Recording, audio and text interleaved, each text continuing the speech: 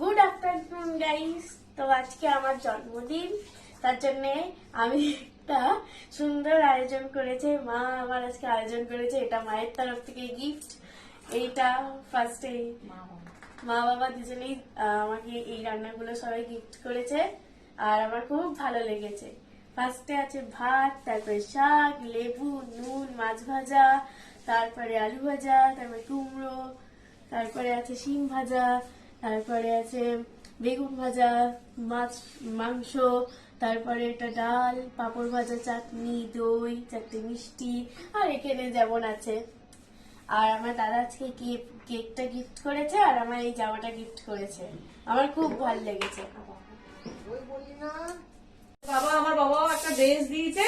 আমার বাবাও, মা বাবা দাদা তিনজনে মিলেই সবকিছু। হ্যাঁ, মা বাবা দাদা সবাই মিলেই একটা সুন্দর আয়োজন করিয়েছে। আর বাবা আমার একটা ড্রেস দিয়েছে, সেটা আমি আমার দাদার জন্মদিনে পরবো। Thank you.